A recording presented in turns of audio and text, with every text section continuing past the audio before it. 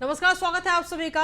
मैं हूं आपके साथ कृतिका। बुलेटिन की शुरुआत करते हैं। हिमाचल चुनाव प्रचार की तैयारियों में भारतीय जनता पार्टी इस वक्त जुटी हुई है और हिमाचल में 4 रैली कर सकते हैं प्रधानमंत्री नरेंद्र मोदी। आपको बता दें कि 5 नवंबर से रैलियों की शुरुआत प्रधानमंत्री कर सकते हैं। दरअसल 12 नवंबर को हिमाचल प्रदेश में मतदान होना है। हिमाचल की 68 सीटों पर एक साथ मतदान होगा, जिसके बाद में 8 दिसंबर को नतीजे आएंगे। तो उससे पहले प्रधानमंत्री नरेंद्र मोदी हिमाचल प्रदेश के अंदर 4 रैलियां करते हुए नजर आ सकते हैं। ये बड़ी खबर आप तक पहुंचा रहे हैं, क्योंकि 12 नवंबर को मतदान होना है और उससे 2 दिन पहले ही आचार संहिता वहां पर लगा दी जाती है। उसके बाद रैली नहीं कर सकेंगे, तो ऐसे में 5 नवंबर से 4 रैलियां करेंगे प्रधानमंत्री नरेंद्र मोदी। हिमाचल प्रदेश के चुनाव प्रचार में भारतीय जनता पार्टी पूरी तरह से जुटी हुई है।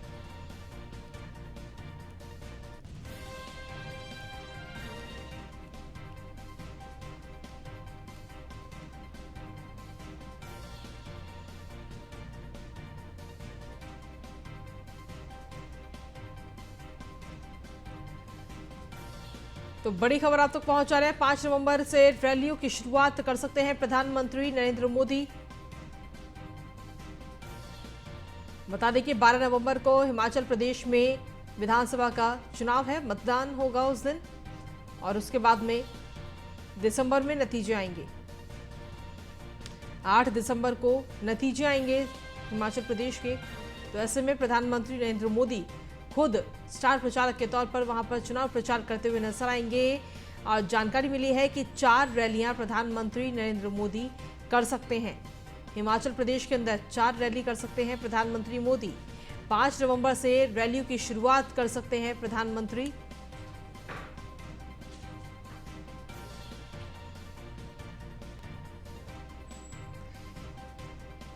अधिक जानकारी के साथ संवाददाता पीयूष तिवारी जुड़ गए। पीयूष, क्या कुछ ताजा अपडेट? हिमाचल प्रदेश के अंदर 4 रैलियां प्रधानमंत्री नरेंद्र मोदी कर सकते हैं 5 नवंबर के बाद, क्योंकि अगर देखा जाए तो 12 नवंबर को मतदान होना है वहां पे। जी बिल्कुल। आज प्रधानमंत्री नरेंद्र मोदी हिमाचल प्रदेश में तमाम जो रैलियां हैं वो करेंगे। चूंकि 3 से 4 रैलियां प्रधानमंत्री की अभी प्रस्तावित है। चूंकि विधानसभा का चुनाव हिमाचल प्रदेश में होने वाला है, इसके लिए तमाम नेताओं ने अपनी तैयारी की है। इसमें प्रधानमंत्री नरेंद्र मोदी की बात करें, गृह मंत्री अमित शाह की बात करें और उत्तर प्रदेश के मुख्यमंत्री और उत्तराखंड के मुख्यमंत्री पुष्कर सिंह धामी भी कहीं ना कहीं इस बार हिमाचल प्रदेश के चुनाव में चुनाव प्रचार करेंगे। और प्रधानमंत्री नरेंद्र मोदी की अगर हम बात करें तो 10 नवंबर के बीच प्रधानमंत्री नरेंद्र मोदी और अमित शाह की कई रैलियां हैं जो जहां पे जनता के बीच में वो जाएंगे और 5 साल के पूरी तरीके से कार्यकाल में किस तरीके से विकास के कार्य हुए हैं वो गिनाने का काम करेंगे।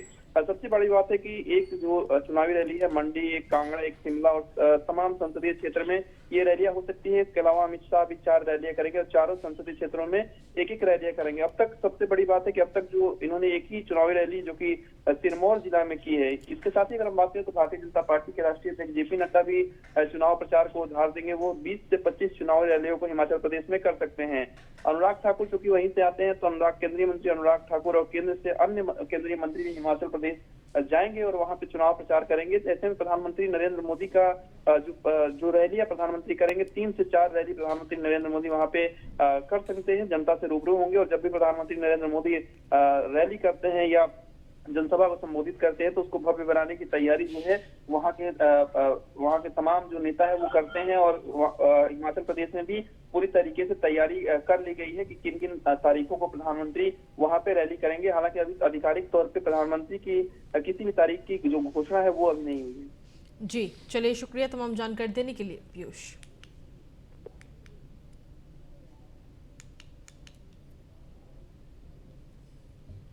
कांग्रेस के नवनिर्वाचित अध्यक्ष मल्लिकार्जुन खड़गे ने आज पदभार संभाला है। एआईसीसी मुख्यालय में सोनिया गांधी ने खड़गे को अध्यक्ष पद की कमान सौंपी है। खड़गे के नेतृत्व में अब कांग्रेस को मजबूती मिलेगी, ऐसा कहना है सोनिया गांधी का।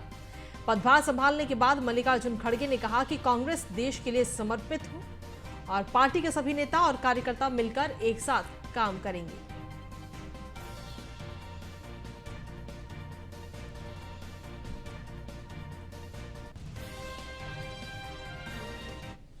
मैंने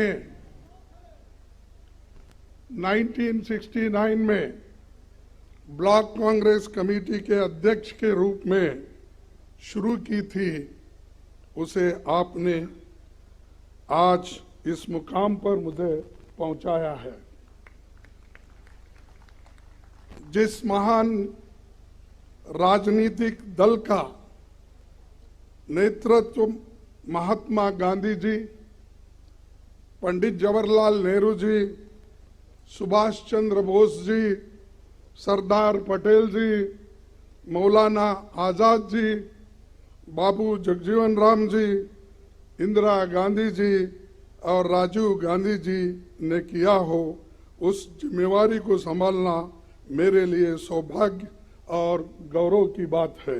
कांग्रेस के सभी पुराने अध्यक्षों को याद करते हुए मैं आप सबको भरोसा दिलाता हूं कि अपनी मेहनत से, अपने अनुभव से जो कुछ भी संभव होगा मैं करूंगा, लेकिन आप सबको भी मेरे साथ पूरी ताकत के साथ, लगन के साथ ठहरना होगा, यही मेरा अपील है।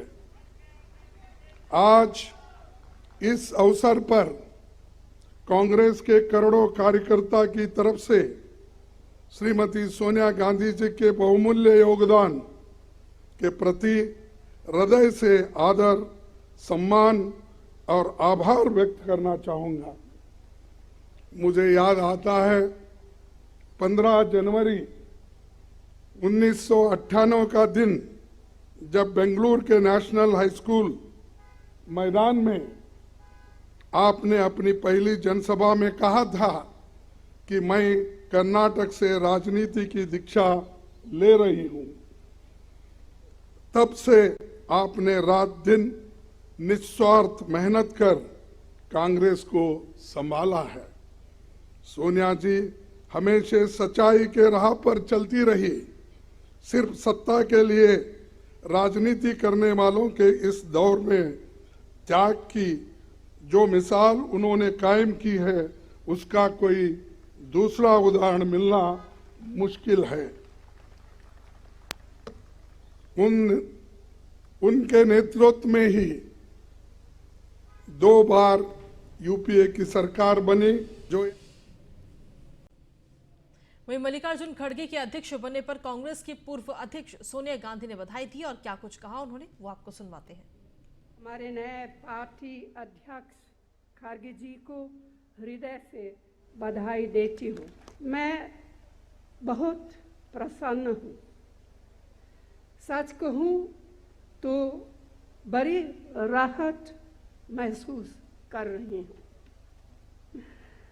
सबसे अधिक संतोष इस बात का है कि अपने अपने विवेक से जिन्हें अध्यक्ष चुना है, वे एक अनुभवी नेता है, धरती से जुड़े हुए नेता है, एक साधारण कार्यकर्ता के रूप में काम करते हुए अपनी निष्ठा से इस ऊंचाई तक पहुँचे हैं। मुझे पूरा विश्वास है कि उनसे पूरी पार्टी को एक प्रेरणा मिलेगी। हमारे नए कांग्रेस के राष्ट्रीय अध्यक्ष का पदभार मल्लिकार्जुन खड़गे ने आज संभाला और इसे लेकर उत्तराखंड के पूर्व मुख्यमंत्री और कांग्रेस के वरिष्ठ नेता हरीश रावत से हमने खास बातचीत की। इस दौरान हरीश रावत ने क्या कुछ कहा, वो सुनवाते हैं।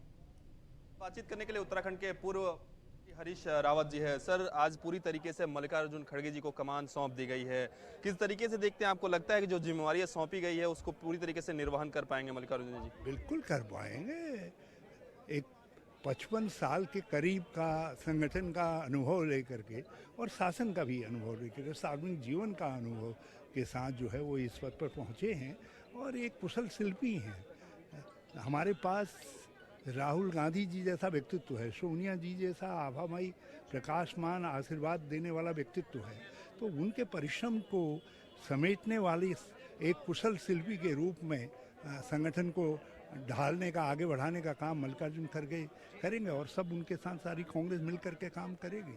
आप उत्तराखंड से आते हैं, हमने देखा कि विधानसभा चुनाव में किस तरीके से उत्तराखंड में भी कहीं ना कहीं अंदरूनी कलह थोड़ी बहुत सामने आई थी। आपको लगता है कि मल्लिकार्जुन खड़गे जी इसको खत्म करा पाएंगे आगे? सो विसारिये आगे की सुधले, आगे ये है कि हम सबको बढ़ना है आगे, और आगे बढ़ करके सबको साथ मिल करके चलना है। सर, लोकसभा के चुनाव भी होने वाले हैं सर।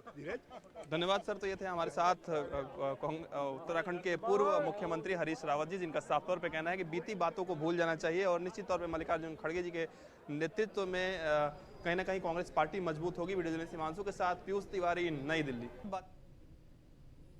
और इसी कड़ी में उत्तराखंड विधानसभा में नेता प्रतिपक्ष और कांग्रेस नेता यशपाल आर्य ने भी कहा कि मल्लिकार्जुन जी के अध्यक्ष बनने से पार्टी को और ज्यादा मजबूती मिलेगी।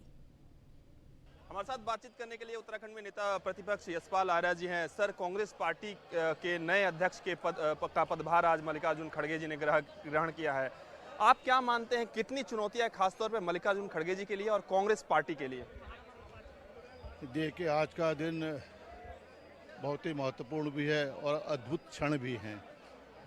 उस विरासत को, उस परंपरा को जिसे सोनिया गांधी जी ने हमेशा आगे बढ़कर निभाया, उन परंपराओं को मूर्त रूप दिया अपने त्याग से, अपने समर्पण से। उनकी भूमिका हमेशा महत्वपूर्ण रही। कार्यकर्ताओं में एक उमंग, उत्साह पैदा उन्होंने किया, एक नई प्राण उन्होंने कांग्रेस पार्टी को दिए। आज उसी परंपरा को कांग्रेस अध्यक्ष के रूप में आदरणीय मल्लिकार्जुन खड़गे जी निभा रहे हैं। उनको दायित्व मिला है और निश्चित रूप से, जैसा आपने कहा कि चुनौतियां बहुत हैं, लेकिन कांग्रेस ने हमेशा चुनौतियों का सामना किया है। कांग्रेस ने हमेशा संघर्ष किया है। कांग्रेस ने देश के निर्माण में, देश की आज़ादी में एक अप्रतिम भूमिका का निर्वहन किया है। तो कांग्रेस का इतिहास तो चुनौतियों का इतिहास है, बलिदान का इतिहास है, और मुझे विश्वास है आदरणीय अध्यक्ष जी के नेतृत्व में कांग्रेस उन ऊंचाइयों को छुएगी जिसका अपना एक इतिहास रहा है। आखिरी दौर में भी सर, अभी भी कई कांग्रेस पार्टी के वरिष्ठ नेताओं का स्टेटमेंट आया कि हम लोग चाहते थे कि आखिरी दौर तक राहुल गांधी कांग्रेस पार्टी के अध्यक्ष बने। देखिए, राहुल गांधी जी हमारे नेता ही नहीं हैं, हमारे मार्गदर्शक भी हैं, और जो उन्होंने एक संघर्ष किया है भारतीय जनता पार्टी के खिलाफ, केंद्रीय नेतृत्व के खिलाफ, वो देश की आवाज़ बने हैं और देश को एक उन्होंने उन चुनौतियों से लड़ने की एक जो ज़रूरत है आज, उसको उन्होंने आगे बढ़कर उस लड़ाई को लड़ा है। भारत जोड़ो यात्रा इसी बात का प्रतीक है। और निश्चित रूप से राहुल गांधी जी हमारे अध्यक्ष नहीं भी हैं, लेकिन हमारे मार्गदर्शक हैं, हमारे संदेश वाहक हैं और हमारे नेता हैं। धन्यवाद सर। तो ये थे हमारे साथ कांग्रेस पार्टी के नेता प्रतिपक्ष उत्तराखंड के यशपाल आर्य, हमारे साथ बातचीत करने के लिए उत्तराखंड। वहीं मल्लिकार्जुन खड़गे के अध्यक्ष बनने पर उत्तराखंड कांग्रेस अध्यक्ष करण माहरा ने भी बधाई दी उन्हें और कहा कि सभी लोग चाहते थे कि राहुल गांधी जी राष्ट्रीय अध्यक्ष बने। जब उन्होंने मना किया तो खड़गे जी को पार्टी का अध्यक्ष चुना गया। इस पार्टी को आज नए अध्यक्ष के रूप में मल्लिकार्जुन खड़गे मिले हैं और हमारे साथ बातचीत करने के लिए उत्तराखंड कांग्रेस पार्टी के प्रदेश अध्यक्ष करण माहरा जी हैं। सर, मल्लिकार्जुन खड़गे जी पर आप लोगों ने भरोसा जताया, कांग्रेस पार्टी के शीर्ष नेतृत्व ने भरोसा जताया। आपको लगता है कि मल्लिकार्जुन खड़गे जी बेहतर निकल के सामने आएंगे और खरे उतरेंगे उम्मीदों पर? निश्चित ही जिस तरीके की आज उन्होंने स्पीच दी है और उन्होंने जिस तरीके से अपने बातें रखी, वो उत्साह भरने वाली हैं। और ये समझ में आ रहा है कि हमारे जो अध्यक्ष हैं उन्होंने नस पकड़ ली कि भारतीय जनता पार्टी को हम कहाँ मार सकते हैं। एक ब्लॉक अध्यक्ष इस पद तक पहुंचा, उससे हमारे कार्यकर्ताओं में खासा उत्साह है कि पार्टी में अगर आप मेहनत करेंगे तो ब्लॉक अध्यक्ष के पद से यहाँ तक पहुंचा जा सकता है। ये एक उम्मीद की किरण है और लोगों में आशाएं बढ़ी हैं। जिस तरीके से भारतीय जनता पार्टी देश की सीमाओं को कमज़ोर कर रही है, हमारी फौज को कमज़ोर कर रही, एसएसबी को कमज़ोर किया गया है, नेपाल भी अब आंखें दिखा रहा है, चाइना तो अंदर घुस ही गया है और उसके बाद भी केवल पाकिस्तान दिखाई दे रहा है। तो इन सारी चीज़ों को लेकर हम लोग अटैकिंग होंगे और आने वाला समय कांग्रेस का अच्छा होगा। सर, विधानसभा का चुनाव जब उत्तराखंड के हुए तो देखने को मिला कि किस तरीके से आप लोगों ने भी दावा किया और माहौल बना था कि कांग्रेस पार्टी की सरकार आएगी, लेकिन अंदरूनी कलह जिस तरीके से निकलकर सामने आई, कई नेताओं के नाराज होने की खबर निकल कर आई। आपको लगता है कि मल्लिकार्जुन खड़गे जी उस नाराजगी को, उस अंदरूनी कलह को खत्म कर पाएंगे?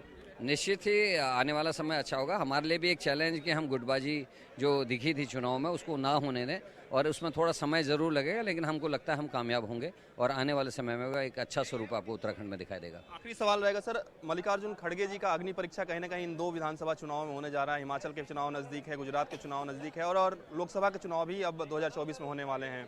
किस तरीके से एकजुट कर पाएंगे मल्लिकार्जुन खड़गे जी, क्योंकि हमने देखा किस तरीके से कई नेता नाराज नजर आए, कई लोगों ने पार्टी भी विधानसभा के चुनाव में छोड़ी थी जब 5 राज्यों के विधानसभा के चुनाव हुए थे। बीजेपी खरीद फरोख्त करती है, एक व्यापारी के रूप में काम कर रही है। लोकतंत्र को तोड़ने की कोशिश बीजेपी की लगातार रही है। जब से केंद्र में बीजेपी की सरकार रही है 9 सरकारें गिरा चुके हैं, और जिस तरीके से सीबीआई और ईडी का इस्तेमाल वो कर रहे हैं, तो निश्चित ही कठिनाइयां हैं। और आपने कहा कि खड़गे जी की असली परीक्षा 2024 में होगी, क्योंकि गुजरात और हिमाचल के चुनाव ऑलरेडी ऑन हैं और वहाँ प्रोसेस चल रही है। खड़गे जी अभी बने हैं, वहाँ रिजल्ट भले ही अच्छा आएगा, लेकिन जो असली परीक्षा है वो 2024 के चुनाव में होगी।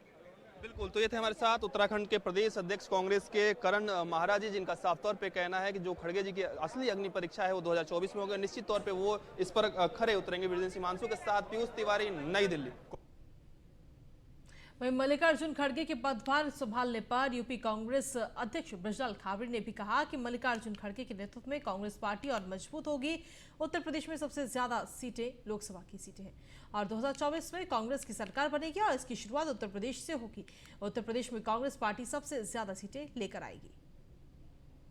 के अध्यक्ष पद के रूप में आज मल्लिकार्जुन खड़गे ने पदभार ग्रहण कर लिया है और हमारे साथ बातचीत करने के लिए उत्तर प्रदेश कांग्रेस के प्रदेश अध्यक्ष बृजलाल खाबड़ी जी हैं। सर, आपने भी नए आप भी प्रदेश अध्यक्ष हुए हैं और आज मल्लिकार्जुन खड़गे जी ने भी पदभार ग्रहण किया है। क्या कुछ लगता है आपको, चुनौतियां कितनी है सर? चुनौतियां कितनी भी हों, देखा है समुद्र को भी एक छोटी सी नाव पार करती है, तो चुनौतियों से डरता नहीं है। कांग्रेस का एक एक सिपाही किसी भी चुनौती से डरता नहीं है, सब चुनौतियों का सामना करेगा और कांग्रेस को इस देश और प्रदेश में मजबूत करेगा। 24 साल बाद गैर गांधी परिवार से कोई राष्ट्रीय अध्यक्ष बना है। कई बार बीजेपी कहती थी कि गैर गांधी परिवार से कोई राष्ट्रीय अध्यक्ष नहीं होगा, हालांकि पहले भी गैर गांधी परिवार से राष्ट्रीय अध्यक्ष रहे हैं। 24 साल बाद ऐसा वक्त आया है, आपको लगता है, क्योंकि बीजेपी कह रही है कि अध्यक्ष कोई भी हो, रिमोट जो कंट्रोल है वो सोनिया गांधी के हाथ में ही रहेगा। देखिए, बीजेपी की जहाँ तक बात है तो बीजेपी तो हमेशा ही से जुमलेबाजी करती आई है और गांधी परिवार के ऊपर इसलिए अटैक करते हैं कि गांधी परिवार ही हकीकत में इस देश को आज़ाद कराने में अपनी तमाम कुर्बानियां दिया है। भारतीय जनता पार्टी का एक सिंगल नेता ये बता दे कि इस देश को बनाने में उसका क्या योगदान है। जब देश की आज़ादी की लड़ाई चल रही थी उस समय संघ कहाँ था, ये सब जानते हैं। कांग्रेस देश को आज़ाद कराने में अपनी आहुति दे रही थी, लेकिन संघ अंग्रेजों के साथ खड़े होकर के अब हम आगे के शब्द नहीं बोलना चाहेंगे। आखिरी सवाल रहेगा सर, उत्तर प्रदेश में भी ज्यादातर लोकसभा सीटें आती हैं, ऐसे में 2024 का लोकसभा चुनाव मल्लिकार्जुन खड़गे जी के लिए कहीं ना कहीं अग्नि परीक्षा एक तरीके से होगी। कांग्रेस पार्टी को मजबूत भी करना है। उत्तर प्रदेश में खासतौर पे क्या कुछ चुनौतियां हैं सर? देखिए, उत्तर प्रदेश बेशक देश का बहुत बड़ा राज्य है, 80 लोकसभा की सीटें हैं। हम 80 की 80 लोकसभा की सीटों को बड़ी बारीकी से तैयार करके और एक एक सीट को जीतने के लिए लड़ाई लड़ेंगे। कांग्रेस वहीं से मजबूत होगी, कांग्रेस की सरकार वहीं से बन के आएगी।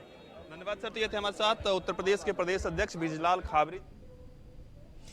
और चलिए खबरों में आगे बढ़ेंगे। गुजरात चुनाव से ठीक पहले दिल्ली के मुख्यमंत्री अरविंद केजरीवाल ने हिंदुत्व कार्ड खेला है। सीएम अरविंद केजरीवाल ने भारतीय करेंसी पर गांधी जी के साथ भगवान गणेश और देवी लक्ष्मी की फोटो भी लगाने की मांग की है। उन्होंने कहा कि अगर एक तरफ गांधी जी की तस्वीर होगी और दूसरी तरफ लक्ष्मी गणेश जी की फोटो होगी तो इससे पूरे देश को उनका आशीर्वाद मिलेगा। मेरी केंद्र सरकार से, प्रधानमंत्री जी से अपील है, भारतीय करेंसी के ऊपर एक तरफ गांधी जी की तस्वीर है, वो वैसे ही रहनी चाहिए, लेकिन दूसरी तरफ श्री गणेश जी की और श्री लक्ष्मी जी की तस्वीर भारतीय करेंसी के ऊपर लगाई जाए। जैसा मैंने कहा कि हमें अपनी अर्थव्यवस्था को सुधारने के लिए, भारत को आगे तरक्की देने के लिए बहुत सारे एफर्ट्स की ज़रूरत है, लेकिन उसके साथ साथ देवी देवताओं के आशीर्वाद की भी ज़रूरत है। अगर भारतीय करेंसी के ऊपर एक तरफ गांधी जी की तस्वीर है वो एज इट इज़ रहे, दूसरी तरफ अगर लक्ष्मी जी की और गणेश जी की तस्वीर होगी तो इससे पूरे देश को उनका आशीर्वाद। और चलिए इसी के साथ खबरों में आगे बढ़ेंगे। बात करेंगे अब दिल्ली की, जहां पर एनडीएमसी को नया अध्यक्ष मिल गया है। आईएएस अमित यादव को एनडीएमसी का नया अध्यक्ष बनाया गया है। अमित यादव अब जल्द ही अपना कार्यभार संभालते हुए नजर आएंगे।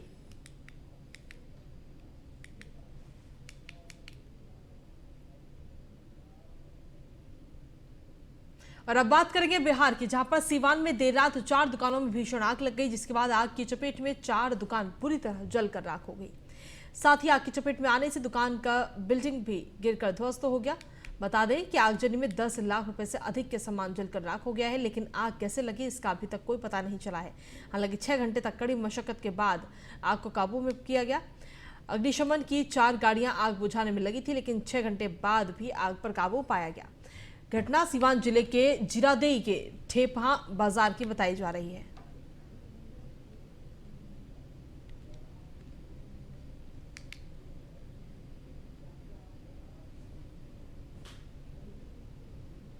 बिहार के रोहतास में सरकार के विकास कार्यों को लेकर ग्रामीणों ने धरना प्रदर्शन किया। यहां पर ग्रामीणों का आरोप है कि गांव के ही कुछ दबंग प्रवृत्ति के लोगों के द्वारा मुख्य गली के दोनों किनारे अतिक्रमण कर घेराबंदी कर दी गई, जिसके कारण स्थानीय जनप्रतिनिधियों में विवाद में नहीं फंसना चाह रहे हैं, जिसके कारण गली का निर्माण नहीं करा रहे।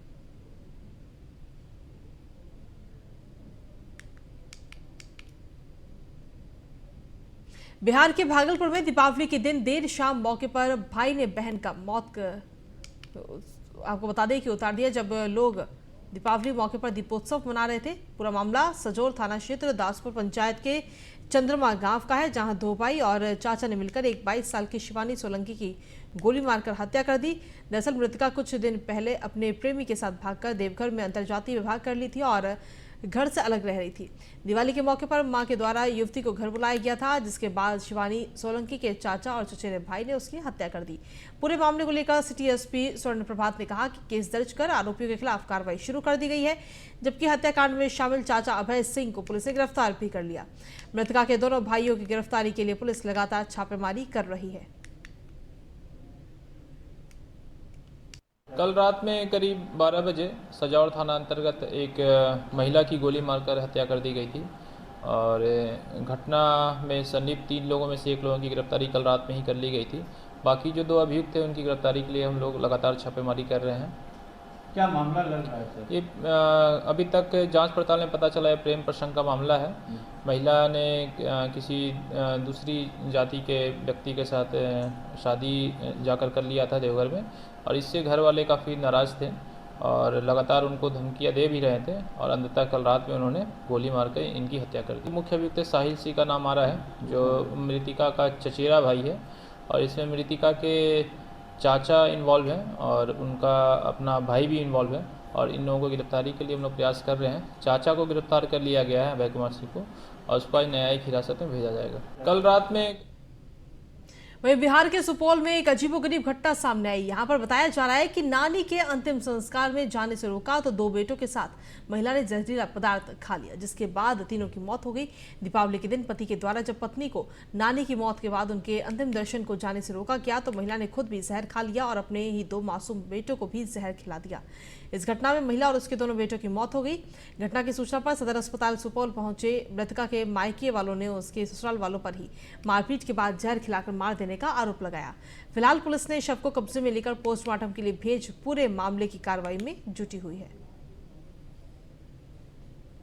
कना की भेले ई गप के नहीं देखलिए, तब शाम में खबर भेले कि दोनों बाबू के दाय के भोजन खिला के उ सब लड़ाई झगड़ क्या के मुंह तुम में चेन छे मारलके जे उ सब क्या के जे छे दवाई खिला के मार देल गेले। कौन मार दिया? उनमें मारे में छे ओकर मामा अरुण यादव, ओकर सास मीरा देवी और रूपेश कुमार यादव। कना की भेले। और इसी के साथ फिलहाल इस बुलेटिन में इतना ही। बाकी तमाम खबरों के लिए देखते रहिए न्यूज़ 1 इंडिया।